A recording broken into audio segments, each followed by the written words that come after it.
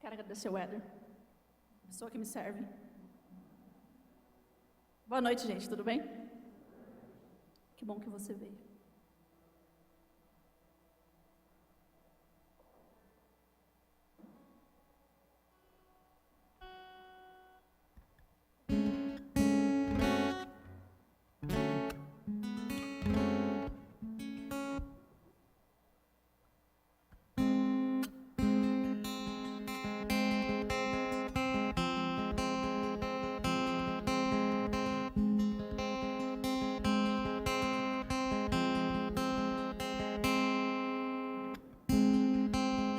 Ouça o trovão, uma voz ecoa na escuridão.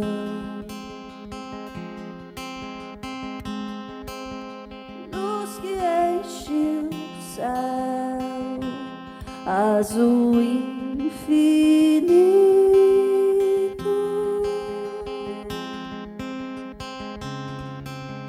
Faz brilhar o raio em meio à tempestade.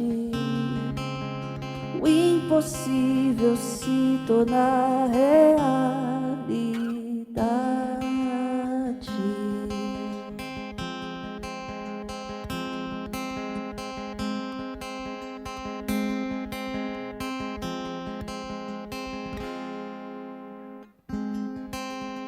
Ouça, coração, a batida que vem de outra dimensão.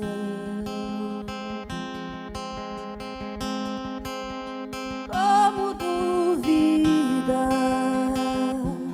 de um Deus tão grande?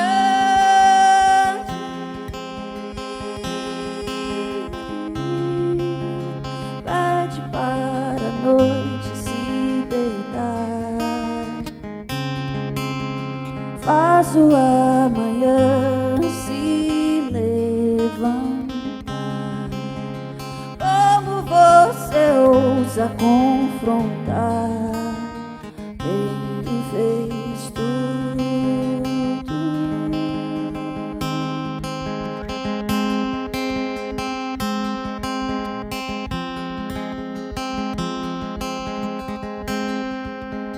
Como duvida de um Deus tão grande?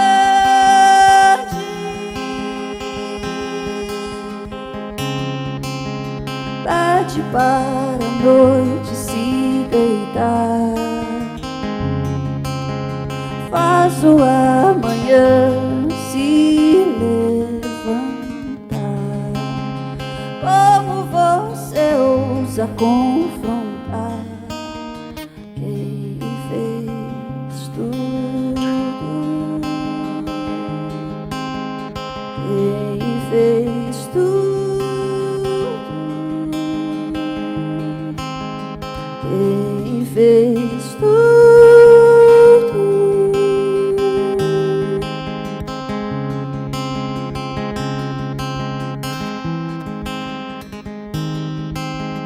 Nada sei do que eu sei, só sei que Ele é tudo que eu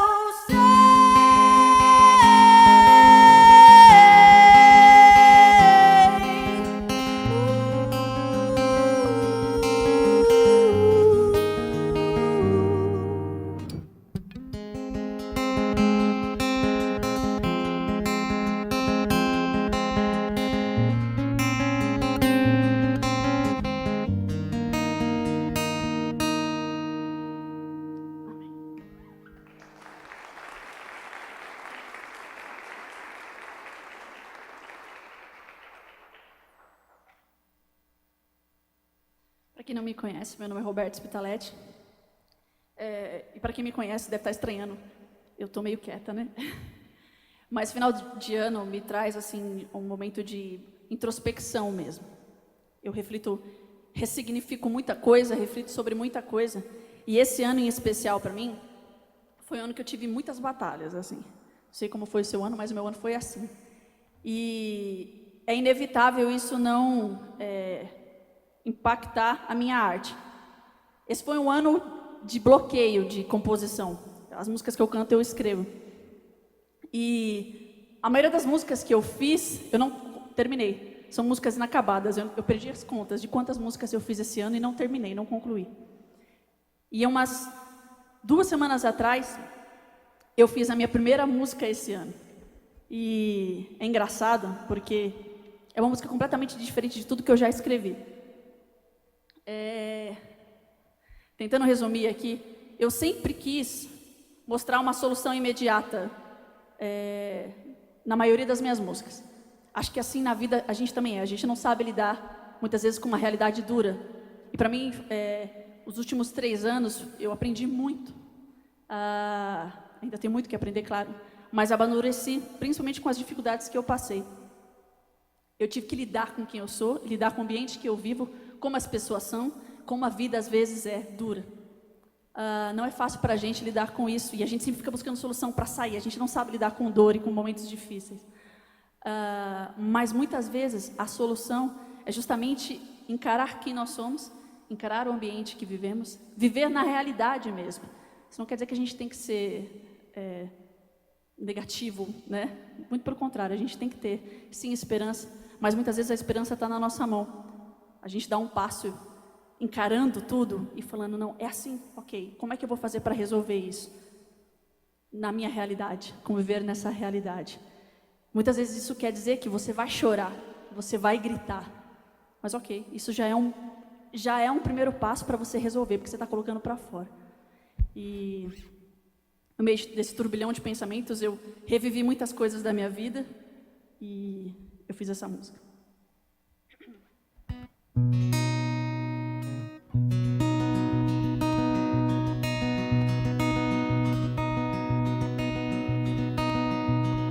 Quando foi que você se viu nesse lugar? Quando foi que você se viu? E quando foi que você começou a voar? Quando foi que você caiu?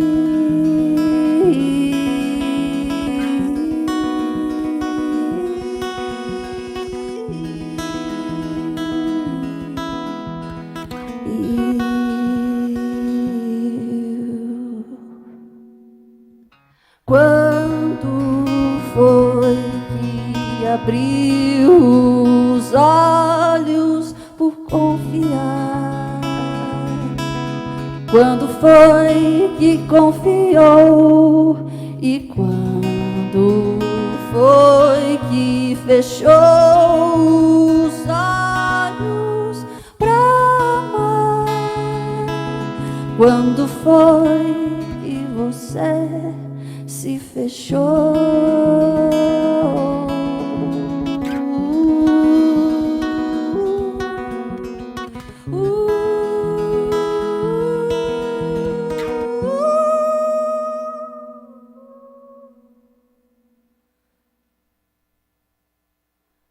Quando foi que você parou de sonhar? Quando foi que você parou? Quando foi que você deixou de ficar? Foi que você se deixou?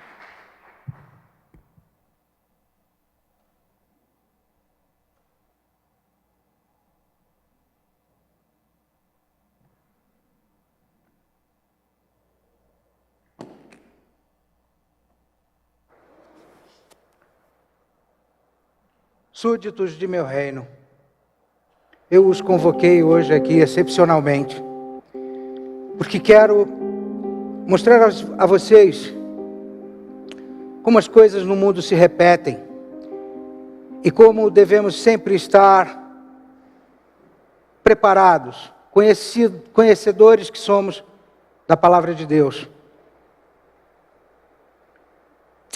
Há poucos dias, eu fui o juiz de um julgamento excepcional. Digo excepcional porque teve o mesmo padrão do julgamento mais famoso ocorrido na história. O julgamento do rei Salomão. As pessoas que vieram até mim nestes dias mal conheciam a história do rei Salomão, quanto mais o desfecho. E a história se repetiu diante dos meus olhos, de forma impressionante. Por isso, meus súditos, eu venho aqui, para lhes dar a sentença de como tudo ocorreu, mas sobretudo para dizer a vocês, tenham o seu coração voltado a Deus, à palavra de Deus, porque assim, tudo em nosso reino correrá bem, porque estará na vontade, no coração de Deus. Pois bem, antes de tudo, vou lhes contar esta história para que se lembrem. O rei Salomão, há milênios, foi conhecido por sua grande riqueza, mas sobretudo, por uma sabedoria extraordinária. Essa sabedoria não nasceu com ele. Tampouco foi o resultado de suas orações. Esta sabedoria lhe foi dada de forma extraordinária, porque ele tinha o seu coração voltado a Deus. São lições que quero trazer a vocês, para que pensem.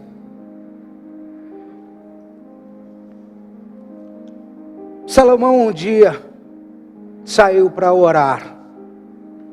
Era um local especial chamado Gibeon. Era o principal local de oração. Caída a noite, ele se foi para dormir. E em sonho, o Senhor o visitou e perguntou a ele: Salomão, peça-me o que quiser e eu te darei. Salomão, o primeiro ato de Salomão foi pedir alguma coisa? Salomão agradeceu pela vida de seu pai, o rei Davi. Sirvam às crianças esta lição. Agradeceu em seguida a Deus por tê-lo sucedido no trono, podendo julgar todo aquele povo maravilhoso. Um homem grato, que sirva também de lição. E ao final, como um homem que já despontava uma boa sabedoria, sobretudo porque era humilde, se reconheceu jovem e imaturo, e disse ao Senhor Deus, naquele sonho, naquela ocasião do sonho: me dê um coração repleto de discernimento, para que eu julgue o seu povo, este povo que me deu, com sabedoria e justiça. Deus se alegrou tanto desta resposta de Salomão, que deu a ele a sabedoria, e disse a ele que ele seria um rei conhecido por toda a eternidade, por sua sabedoria. Deu-lhe também grandeza e longura de dias. Trago esta história a vocês, meus súditos, para que se lembrem desta situação e meditem suas vidas em torno deste reino, para que haja prosperidade entre todos nós.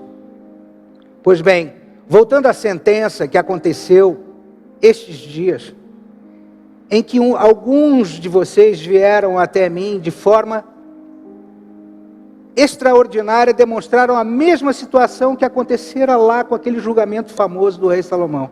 E essas pessoas não sabiam a respeito da palavra, não sabiam nem tampouco do desfecho daquele julgamento. Hoje, passado milênios deste ocorrido, do ocorrido do rei Salomão, do sonho que teve e do seu julgamento, vemos que a sua sabedoria ainda perdura. Basta que possamos ir ao livro de Eclesiastes e ver que lá está escrito: não há nada de novo debaixo do sol. Pois bem, se apresentou diante de mim esta mesma situação. E porque desconheciam o desfecho, é porque, como diz o profeta Oséias, desconhecem a palavra de Deus. E foi assim que ocorreu o referido caso.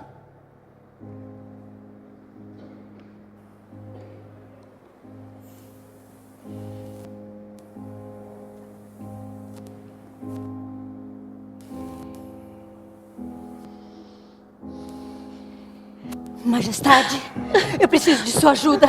Ela está tentando roubar meu filho. Não, é mentira. É mentira. Ó, Senhor, nós duas tivemos os nossos filhos no mesmo dia. E quando os trouxeram para que dormissem conosco, ela descuidadamente matou o filho dela. E durante a noite, ela veio e trocou os nossos bebês, deixando o morto para mim e ficando com o vivo para ela. De jeito nenhum, esse filho é meu. Não, não é. Esse filho é meu. Basta. Você que morreu. Não. Você que não cuidou do seu filho, ele morreu. Basta! Coloquem esta criança sobre este lugar. Por favor, alcance este objeto. Me ajude, Senhor. Me ajude.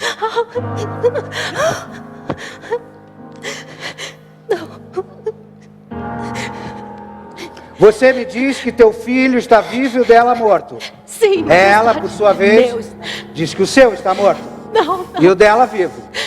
não. meu Ela está- mente. Pois muito bem, silêncio.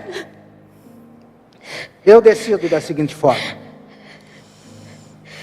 dividirei esta criança pela metade. Não. E darei a cada uma de vocês para que planteiem o seu filho. Não, por favor, Senhor. Seja feita a sua vontade. Não, entregue o bebê a ela, mas deixe que ele viva. Basta!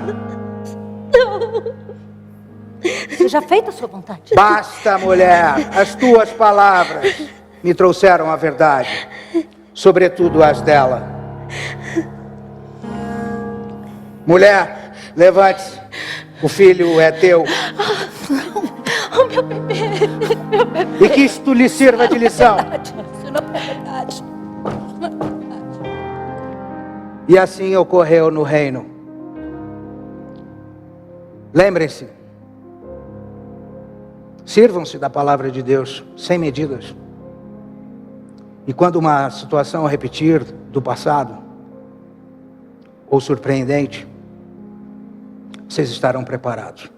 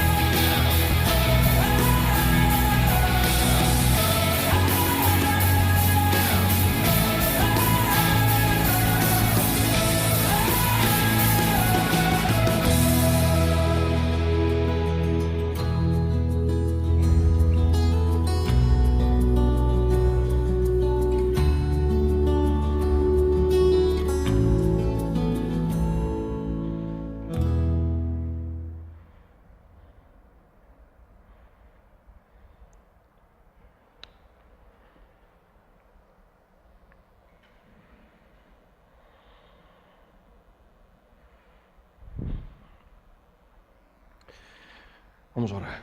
Senhor, da mente humana por milênios. Ao contemplarmos as circunstâncias ao nosso redor, quando são confrontadas com as promessas e a segurança que podemos crer em Ti, muitas pessoas se indagam: quão justo Tu és. E bom Deus, que nesse momento juntos tentamos construir o quadro daquilo que encontramos na Tua Palavra sobre a Tua justiça. Suplico, bom Deus, por favor, Tua orientação. Esse é muito provavelmente um dos mais difíceis temas que encontramos na Tua Palavra. Provavelmente o atributo que menos conseguimos de fato ver de maneira mais ampla e plena.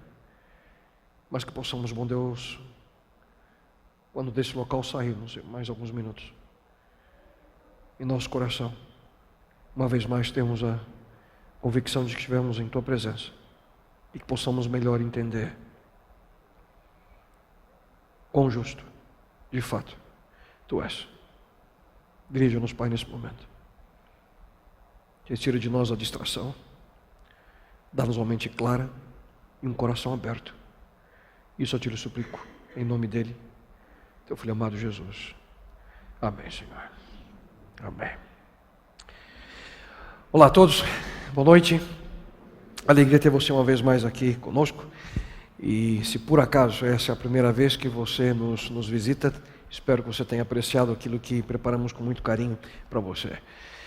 Venha ser a Nova Semente, uma comunidade adventista do sétimo dia que existe para que possamos juntos viver constantemente uma experiência real com Deus. Nós estamos, nesse momento, desenvolvendo a série Identidade Divina, da tentativa de compreender quem é Deus.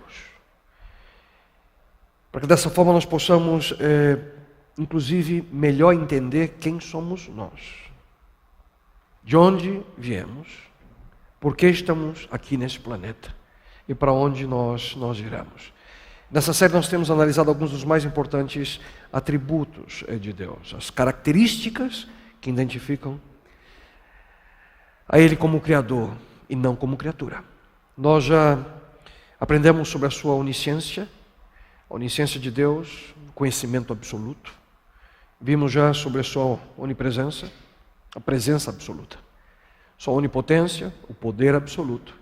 Sua imutabilidade, a constância absoluta. E também estudamos juntos sobre a sua soberania, o controle absoluto. E se por acaso você não esteve conosco quando nós desenvolvemos alguns desses temas, eu gostaria de convidá-lo, porque se você quer acompanhar todo o tema, acesse o nosso site www.novasemente.org. Lá você encontrará as mensagens dessa série, bem como as séries anteriores, tudo aquilo que já foi desenvolvido aqui em nossa comunidade. E antes de entrarmos no texto de hoje, no tema de hoje, eu quero fazer uma pergunta para você. Como é que você se sente quando você está assistindo algum tipo de esporte coletivo e acontece um erro da arbitragem, onde o juiz se atrapalha e não toma a decisão acertada em algum lance decisivo? Quando é com o time do amigo, você não se importa muito, mas quando é com o teu time, você fica meio preocupado com isso, não? Entre os piores erros de arbitragem que nós podemos aí, você faz a pesquisa, obviamente tem a paixão envolvida. Entre um dos piores erros aconteceu na final da Copa do Mundo de 1966. Depois do empate ali no tempo normal, a Inglaterra estufou a rede aos 10 minutos do primeiro tempo da prorrogação. Mas estufou foi um modo de dizer, porque, na verdade, o gol, que foi feito pelo inglês Hurst, a bola bateu no travessão e quicou sobre a linha. Ela não entrou por inteiro. Mas o árbitro validou o gol. Revolta total dos alemães, ali a foto. Você vê que a bola não entrou, ela bateu na linha. Mas o erro ficou marcado, porque com a ajuda do juiz, nesse sentido, a Inglaterra acabou sendo campeã. E o erro ficou marcado ali como de certa forma, uma ajuda decisiva para determinar ali quem seria o vencedor daquela Copa do Mundo. Placar final 4-2 para a Inglaterra. Outro erro grotesco aconteceu nas quartas de final da Copa do Mundo de 1986 no México. No lance, Maradona fez um gol totalmente irregular com a mão. A Argentina ganhou a partida por 2-1 e depois sagrou-se campeã. Você lembra desse gol? O juiz não viu, validou o gol. Em ambos os casos, o juiz não viu o que de fato aconteceu, mas com convicção eles mantiveram a sua decisão, o que de uma certa forma ou outra afetou o resultado final. E a lista de erros de arbitragem é longa. Você para com alguns amigos, aí começam a se recordar das histórias aí do futebol, e a lista é imensa, erros de juiz. O que nos leva a compreender, queridos, que a justiça humana, de certa forma, ela é proporcional ao quanto a pessoa é capaz de ver ou saber sobre algo. Geralmente o juiz não admite, ele diz que não viu, toma a decisão e para ele é o correto. Só que um erro, na realidade de arbitragem, queridos, não é tão sério quando comparado a um caso em que a pessoa é presa, julgada, condenada e permanece na prisão 23 anos de maneira injusta. Essa semana eu li a história de um homem chamado Robert Jones, um americano que em 1992 foi preso pelo assassinato de Julie Stott, uma turista britânica que estava nos Estados Unidos. No entanto, o verdadeiro autor do crime foi preso 2 anos depois e foi condenado pelo assassinato. Só que Robert, que foi preso antes, ficou até o dia 20 de novembro do mês passado preso em uma penitenciária em Louisiana, nos Estados Unidos, sem sair, 23 anos. E no dia da sua libertação, poucas semanas atrás, Jones, que foi até apelidado na época de a besta da floresta pela mídia britânica, durante a cobertura ali do assassinato de Julia, ele foi recebido do lado de fora por um grupo de parentes, que incluía a sua mãe e a filha, o nome dela Bree, nascida 8 meses depois de ele ter sido arrastado da sua casa algemado. Todos choraram, menos Jones. Interessante, sorrindo, ele disse que tudo ficaria bem. E hoje à tarde eu assisti uma pequena entrevista com ele. E ele dizendo o que foi viver esses 23 anos, ciente de que não foi culpado por aquele crime, mas de maneira totalmente injusta, ele levou as consequências do ato de uma outra pessoa. Situações aqui em que a justiça, queridos, não foi feita. Justiça é algo que nós, como seres humanos, nós buscamos, mas infelizmente nem sempre conseguimos. Nem sempre nós conseguimos ser justos com as pessoas ou as circunstâncias ao nosso redor. Em termos gerais, justiça significa dar a cada um aquilo que a pessoa merece. E eu repito, será que nós conseguimos ser justos com todas as pessoas e circunstâncias? Será que eu e você somos justos? E quando nós falamos de justiça dentro do contexto da identidade divina, invariavelmente surge a pergunta: quão justo é Deus? A justiça de Deus, queridos, é a retidão da sua natureza. Aquilo pelo qual faz que o que é reto seja reto, aquilo que vem de igual medida. Deus é um juiz imparcial, ele julga a causa. Os homens geralmente julgam a pessoa, mas não a causa. Isso não é justiça. Muitas vezes não passa de malícia. E esse é mais um dos atributos desse Deus, justiça. No entanto, a verdadeira justiça que provém de Deus, quer dizer, é algo que vagamente nós podemos compreender como seres humanos. De todos os atributos divinos, esse aspecto é muito provavelmente onde nossa ignorância mais se destaca.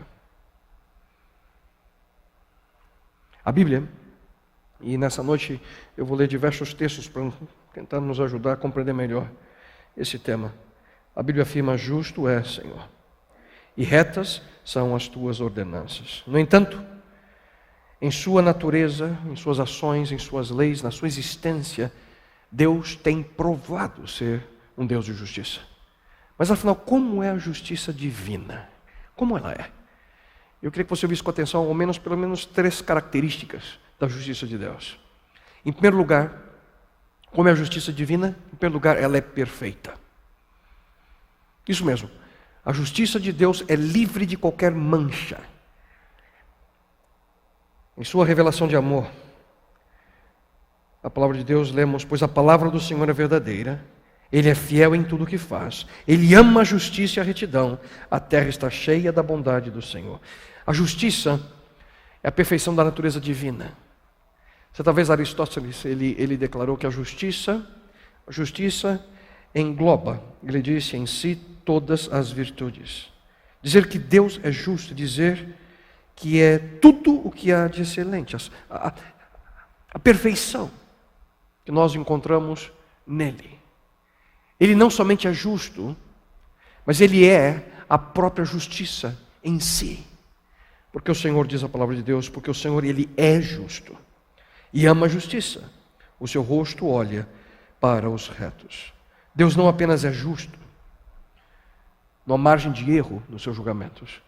Deus, ele ama a justiça. Então essa é uma das dimensões. Uma outra dimensão da perfeição da justiça de Deus é que ele nunca cometeu e nunca cometerá o mínimo erro em relação às suas criaturas, em relação a nós. A justiça de Deus já foi distorcida, é distorcida pelo homem.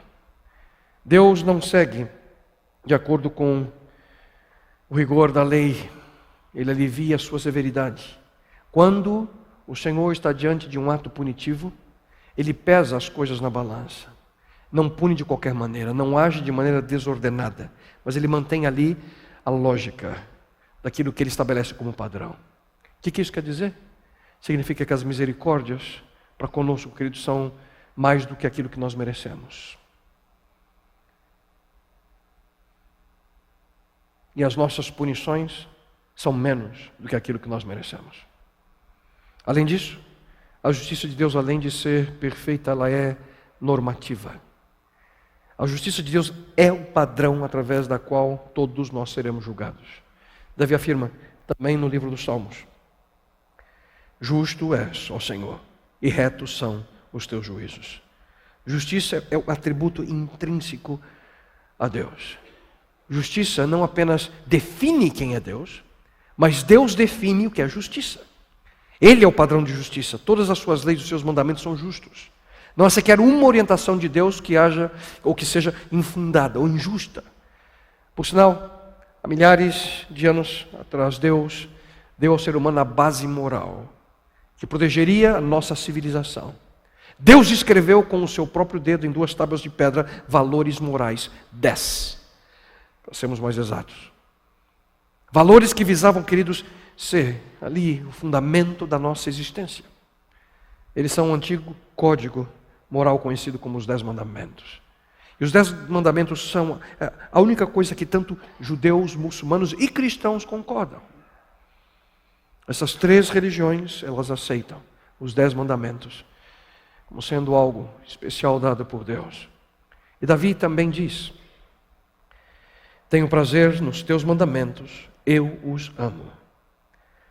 Esse texto está aí no Salmo 119. É interessante que esse é o maior capítulo da Bíblia, o maior Salmo 119, e cada um dos seus versos, se você parar e prestar atenção, um a um, referem-se à lei de Deus. A vontade de Deus é a suprema regra, queridos, de justiça, é o padrão de igualdade. A sua vontade é sábia, é boa. Deus deseja somente o que é justo.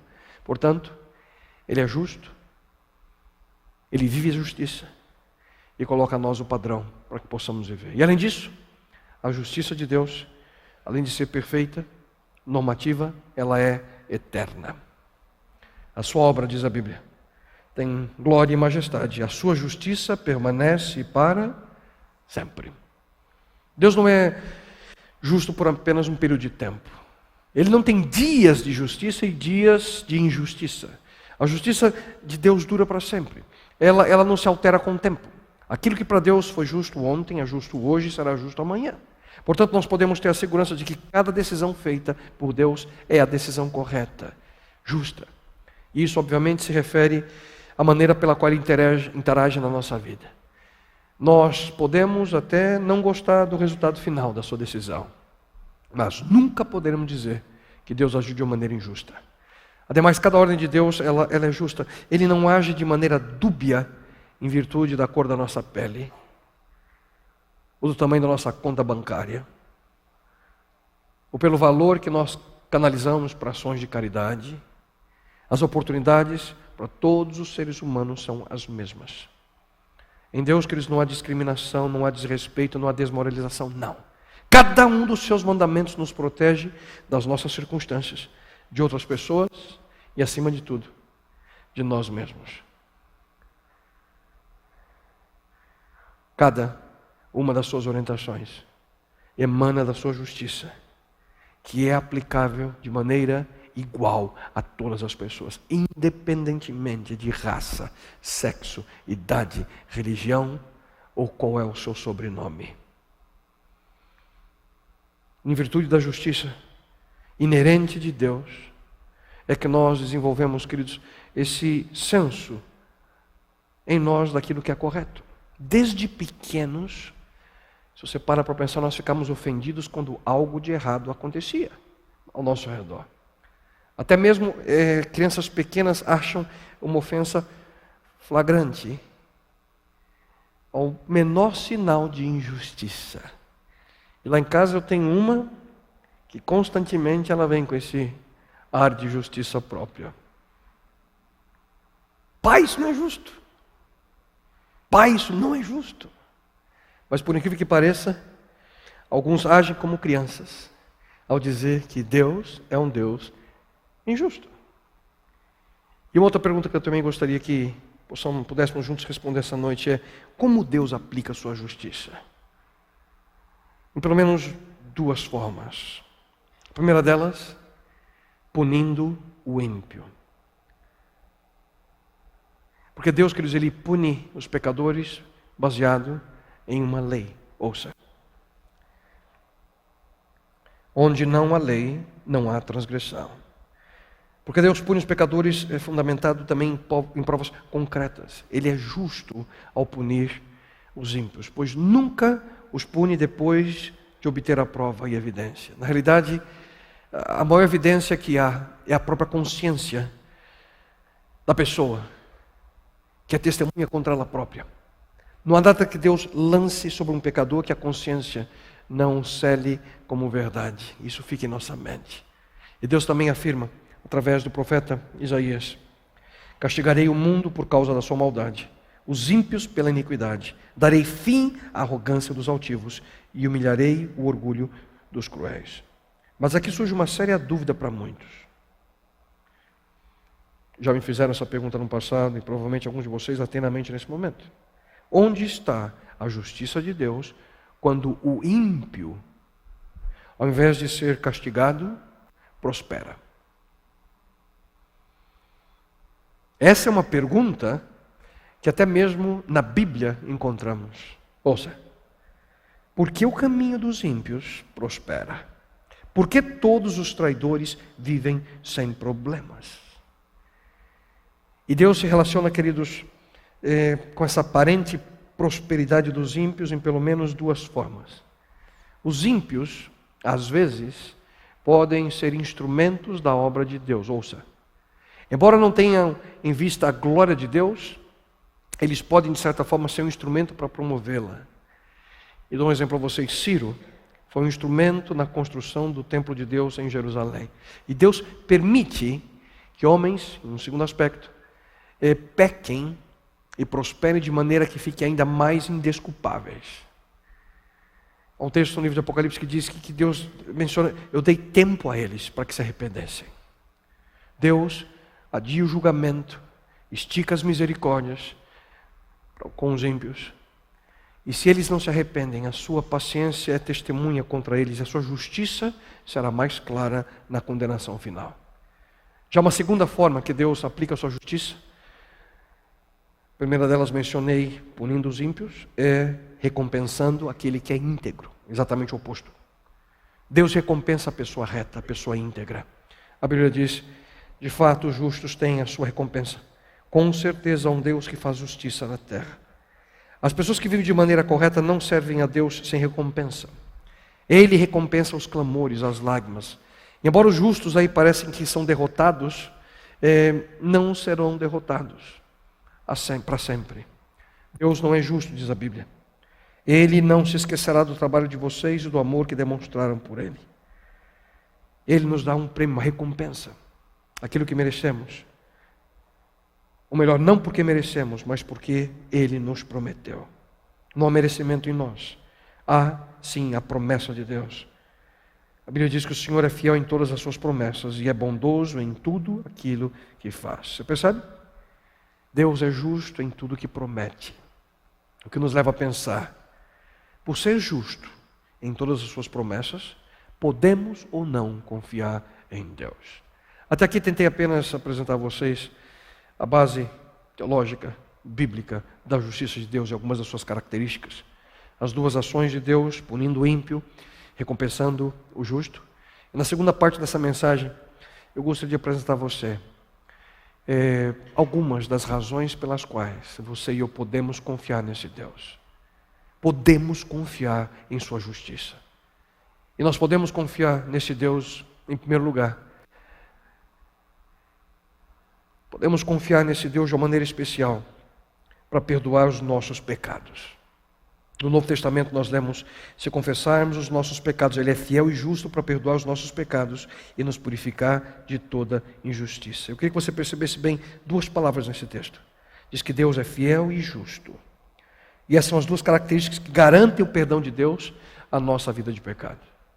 Em outras palavras, Deus diz, o meu perdão é baseado em quem eu sou e não em quem você é. Eu sou fiel e eu sou justo. E em cada promessa, presta bem atenção nisso, há uma sequência agora que eu quero que você entenda. Em cada promessa há uma premissa. Em outras palavras, há uma condição. Deus diz, se você fizer isso, eu farei isso. E nesse verso, qual é a condição? Qual é a condição nesse verso? Admitir nosso erro, nosso pecado.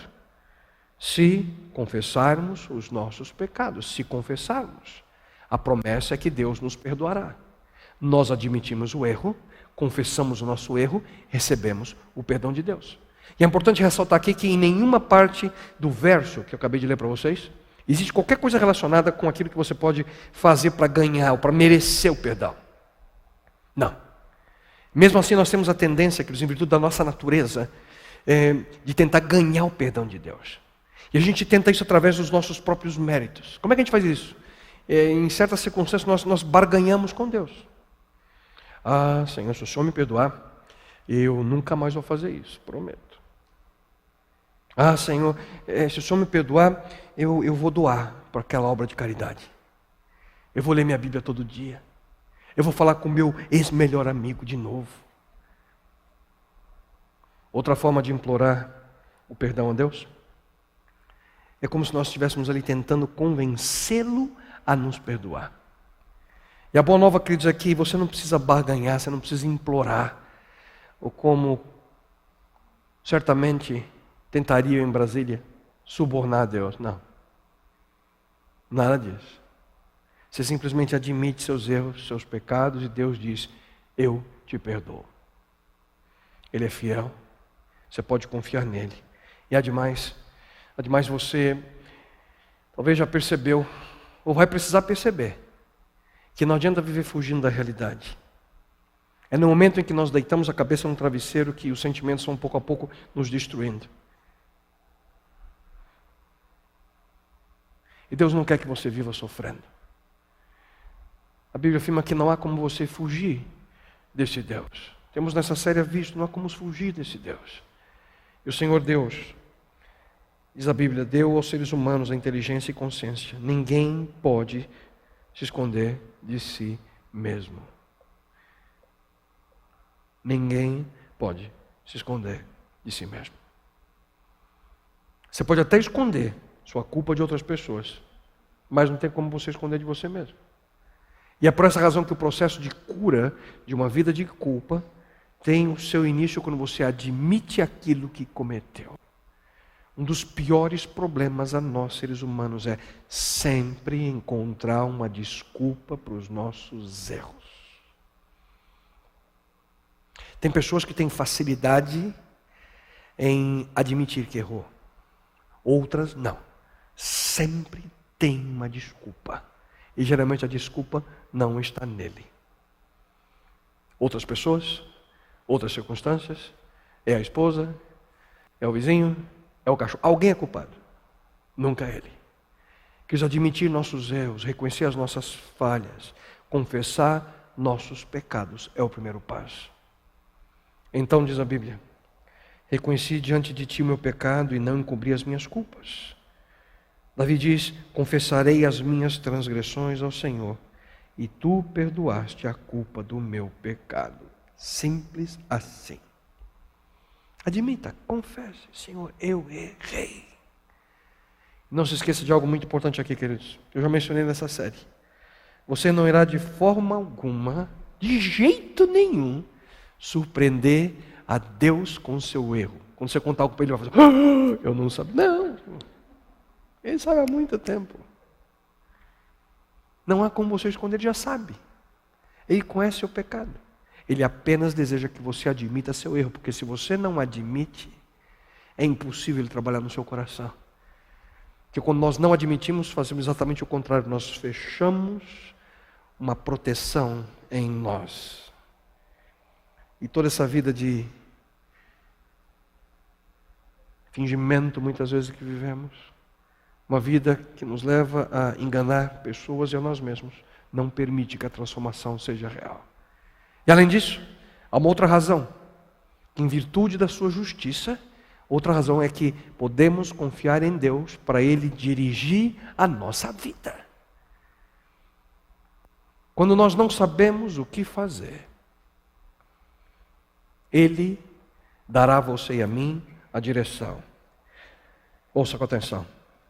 Confie no Senhor de todo o seu coração e não se apoie em seu próprio entendimento. Reconheça o Senhor em todos os seus caminhos e Ele endireitará as suas veredas.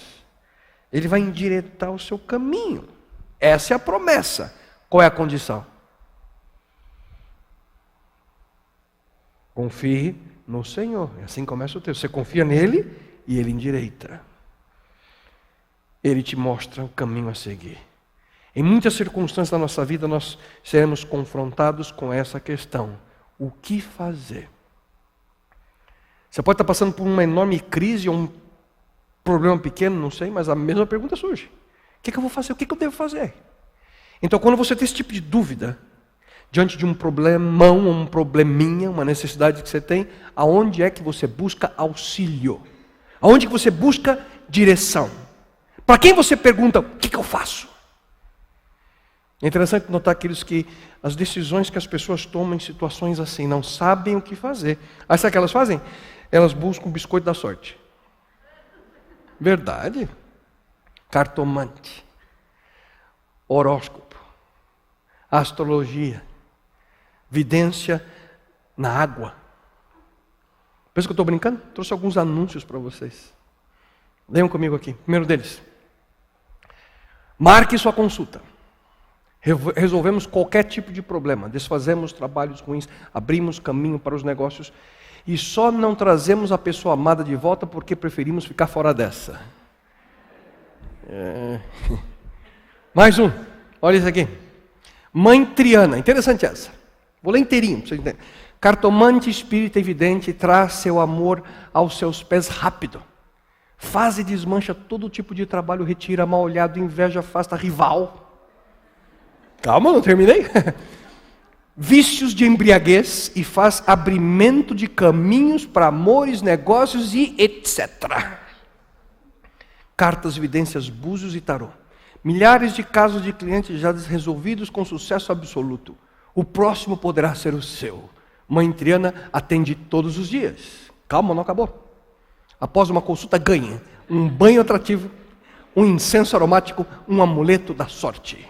Aceitamos todos os cartões de crédito para consultas e trabalhos em geral. E ali está, Visa, Mastercard. Interessante, atualizada a mãe Triana. Mais um. Trago a pessoa amada na base da pancada, ligue já. Essa tá lá. E a caminho, hoje do auditório, parei num farol, obviamente com tudo isso na cabeça, e paro do lado de um poste. E olha o que estava escrito. Essa foi eu que tirei a foto. Corinha, uma hora atrás. Pai Ricardo, previsões para 2016. Já está adiantando, né? Finalzinho do ano. Previsões para 2016. Amarração, saúde e negócios. Onde outros fracassaram, venci, uma coisa assim, não dá para ler direito. Isso, obrigado. É nisso que muitos buscam direção. Nas mães trianas do mundo. Queridos, na realidade, só existe uma fonte real e confiável de direção para a nossa vida. Deus. Ele é o único que pode, de fato, olhar para o futuro com convicção. Afinal, como nós já vimos nessa série, Ele tudo sabe. Inclusive cada aspecto referente ao futuro da sua vida e desse universo. Mas como é que nós obtemos a direção de Deus? Pelo menos duas formas aqui. A primeira delas é através da sua palavra. Aqui nós encontramos princípios que nos ensinam mais e mais sobre os caminhos de Deus. A vontade de Deus, queridos, está aqui. Se nós não lemos a Bíblia como nós deveríamos, não espere muita direção para a sua vida. Esse aqui é o manual prático para a existência humana. Geralmente a gente guarda no porta-luvas do carro o manual do nosso carro, não é verdade?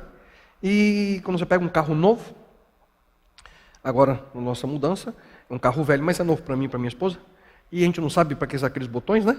Então tem hora que você para, abre, pega o livrinho e para você entender como é que funciona. Você quer saber como é que funciona a vida humana? É aqui. Esse é o manual. Esse é o manual. Mas existe uma outra forma também que nós podemos receber a direção de Deus, e ouça com atenção. É através dos conselhos de pessoas verdadeiramente consagradas a Deus. Deus usa outras pessoas para falar a nós. Muitas pessoas que conhecem a Bíblia, que conhecem os princípios que nós encontramos aqui, podem nos ajudar. Já aconteceu comigo quantas vezes? Pessoas que chegaram a mim e um conselho, eu senti que Deus usou essa pessoa para dizer aquilo para mim. A Bíblia diz o seguinte, meu filho. E além disso, nós podemos também confiar em Deus para fazer o acerto de contas necessário. Você vai entender o que eu quero dizer. Isso não é justo. Você já se sentiu assim? Ou pensou dessa forma quando você lê o noticiário? Ou você se depara numa circunstância totalmente adversa com a sua própria vida? Quem sabe um criminoso ou um político corrupto que por um aspecto técnico da lei ou pela posição e poder que ele possui escapa ileso da punição com milhões no banco. E você que trabalha tão duro, mal consegue pagar suas contas no final do mês. Isso é justo? Eu quero dizer uma coisa a você, você está certo.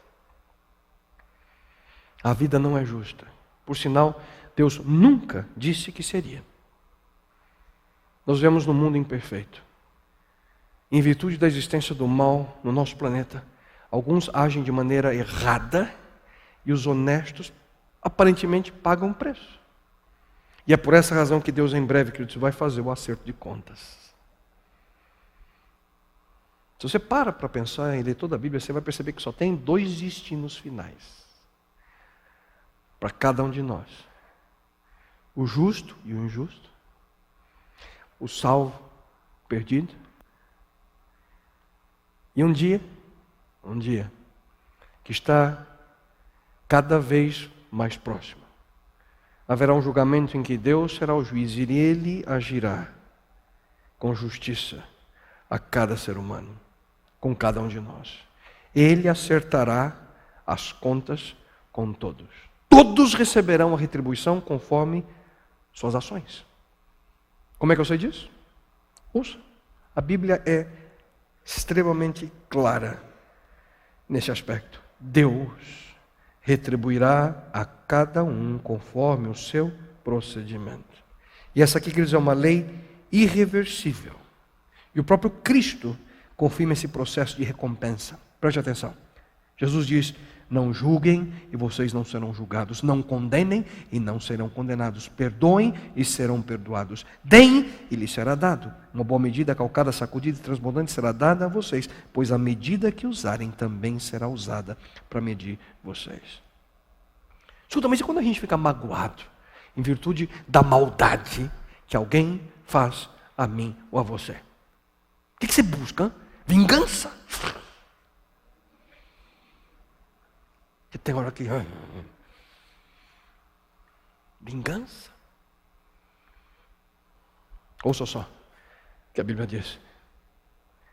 Amados, nunca procurem vingar-se, mas deixem com Deus a ira, pois está escrito: minha é a vingança, eu retribuirei, diz o Senhor. Não tente revidar. Esse é o conselho bíblico. Não viva em busca da vingança. Não devolva o mal com o mal. Mas é que eu reconheço que está provavelmente um dos maiores desafios para nós. Porque a vontade é, quando a gente recebe o mal, é devolver o mal o dobro. Como é que a gente não reage quando nós somos julgados de maneira injusta, de maneira unilateral? Como não revidar quando a gente é atacado? Quando somos humilhados? Confie na justiça de Deus. Entregue sua vida, a situação, coloca nas mãos daquele que conhece todas as coisas.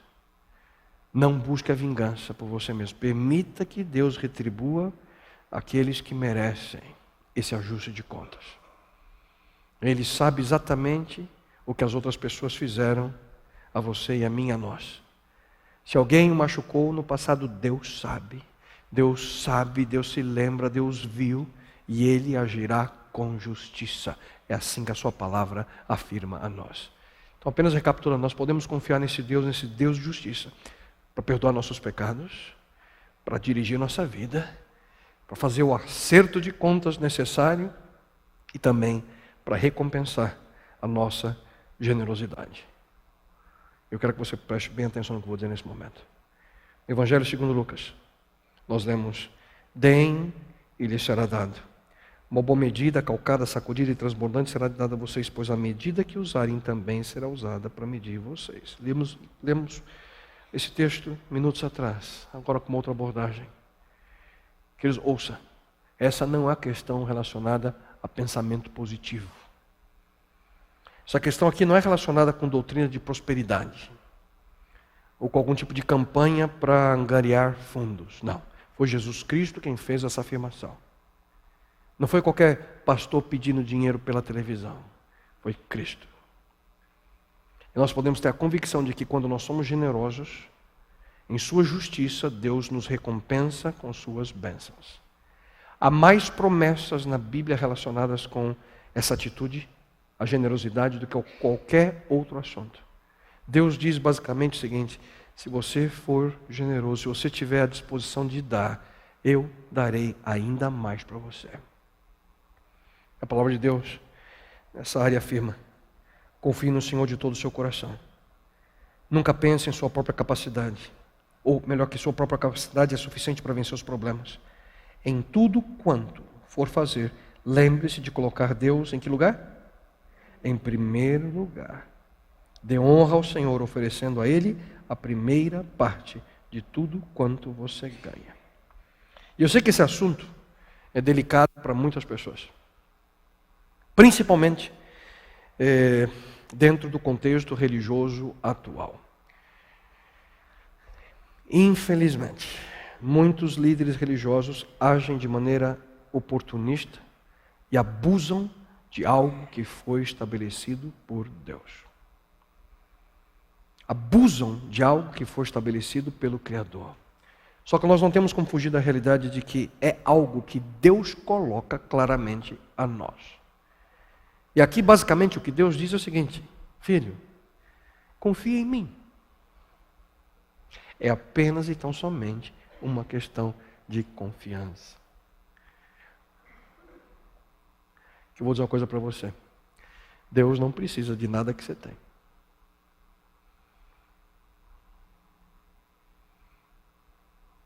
Tem gente que tem interesse naquilo que você tem, mas Deus não precisa. O que Deus quer dizer para você é só uma coisa: filho, confie em mim. A Bíblia é muito clara sobre o propósito de Deus em estabelecer esse hábito entre aqueles que decidem viver pela fé nele.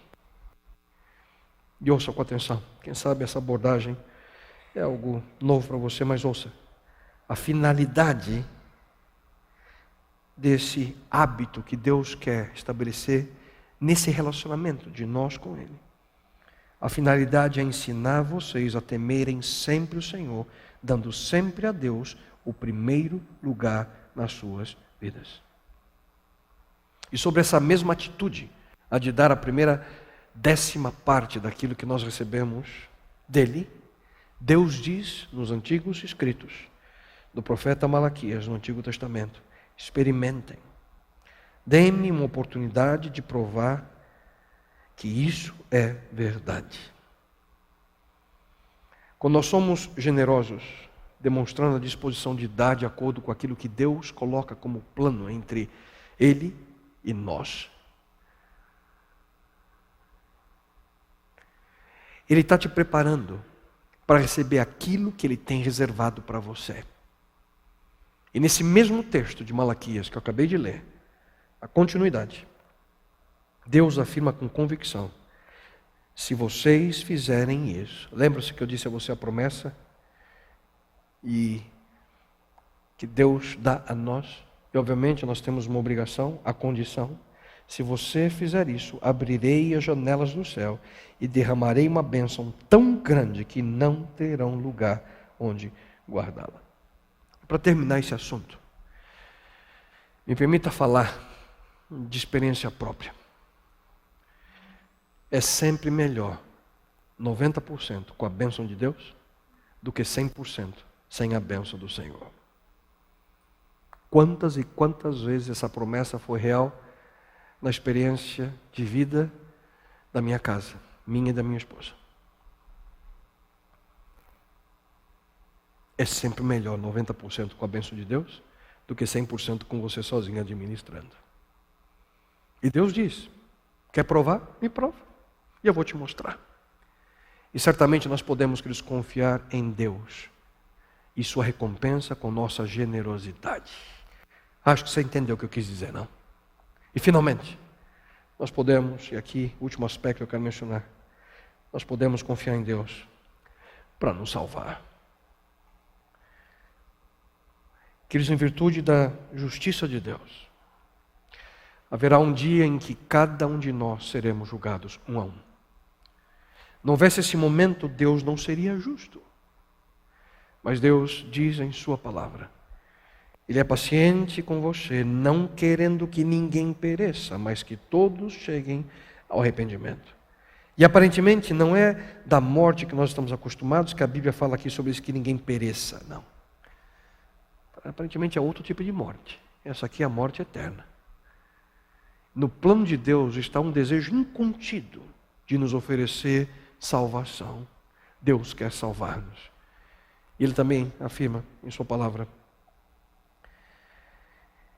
Deus não nos escolheu para sofrermos o castigo da sua ira, mas para nos dar a salvação por meio do nosso Senhor Jesus Cristo. O que isso significa? Deus quer salvar a cada ser humano. Quando eu menciono que Deus Ele castigará, punirá o ímpio, porque essa pessoa, esse homem, essa mulher, esse jovem, decidiu esse caminho. Repetidas vezes nós vemos na Bíblia que Deus é paciente e quer que todos sejam salvos. Mas pela decisão de não seguir a orientação de Deus, pela decisão intencional de viver de maneira contrária, sofrerão as consequências de suas ações. Deus não nos escolheu para sofrermos o castigo da sua ira. Lembre-se sempre desse texto. Mas para nos dar a salvação por meio do nosso Senhor Jesus Cristo. O que isso significa? Que a única forma de alcançarmos salvação, mesmo que nós morramos antes do retorno de Jesus Cristo, a única forma, a única maneira é aceitarmos o sacrifício de Jesus Cristo por nós. E o poder da sua ressurreição para sermos vencedores ao final. Essa é a única forma de alcançarmos a vida eterna. Ouça, ora, a vida eterna é esta, que conheçam a Ti, o único Deus verdadeiro, e a Jesus Cristo, a quem enviaste. Portanto, um verdadeiro cristão não é alguém que tem uma religião,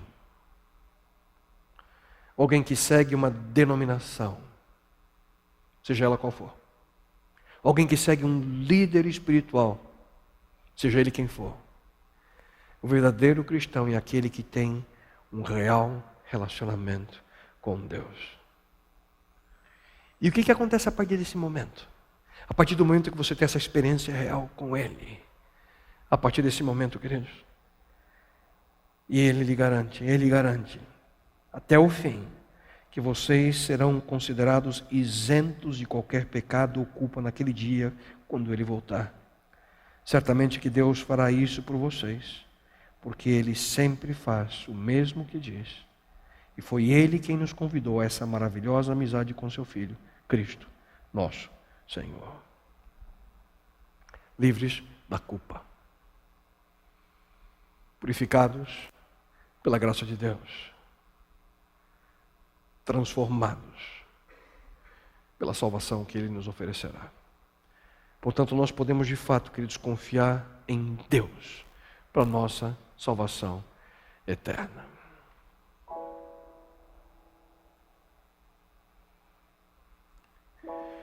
Quão justo é Deus.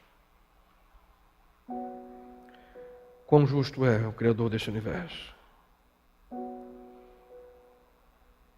Intrínseca à natureza de Deus, vemos a justiça, que a Ele é absoluta. Reconheço, esse não é um tema simples. Mas eu quero dar a você a convicção e a certeza de que você pode confiar nele. Você pode confiar nele para que Ele possa perdoar seu pecado, para que Ele possa transformar sua vida. Você pode confiar nesse Deus para que Ele possa dirigir a sua existência, para que Ele possa endireitar a sua vereda. Mas para isso você precisa ouvir a voz desse Deus. Você precisa buscar orientação no manual de instrução. Você precisa ter seus ouvidos abertos para quando pessoas que conhecem esse Deus e se aproximarem de você, os conselhos que lhe dirão são instrumentos usados por Deus para auxiliá-lo. Você pode confiar nesse Deus, porque aquele que te magoa, aquele que te machuca, aquele que hoje é injusto com você, terá um acerto de contas com esse Deus. Não viva com esse sentimento de vingança em seu coração. Permita que Deus possa, segundo a sabedoria dele, agir com essas pessoas. Você pode confiar em Deus, porque Ele vai recompensar a sua generosidade. E você pode confiar em Deus, porque se você quiser e você permitir, a salvação está a um passo da tua existência. Ele é fiel. Você e eu podemos confiar integralmente nele. Um Deus que não falha, um Deus que não erra, um Deus que é justo. E mesmo em circunstâncias que aparentemente nós percebemos que, de acordo com a nossa mentalidade, a nossa maneira de ver o mundo, chegamos a indagar onde está a justiça de Deus. Mesmo nesses momentos, pela fé, por fé, precisamos crer que a justiça de Deus está sendo manifesta. Deus está presente. Deus tem todo o poder. Deus está ciente de cada situação. E repito, Ele é fiel. Ele é justo. Ele é justiça. Então, não quer você viver ao lado desse Deus, nele confiando, para que a tua vida possa ser transformada segundo o sonho dele? Se esse é o teu desejo, uma vez mais eu te convido, fale com ele. Quando? Agora. Bom Deus,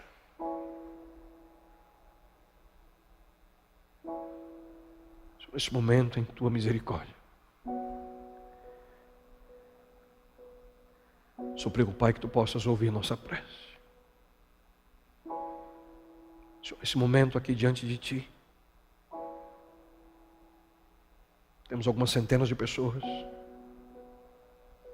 quem sabe milhares de outras que estão assistindo essa mensagem nesse momento, que já passaram por circunstâncias em sua vida em que sentiram: isso é injusto.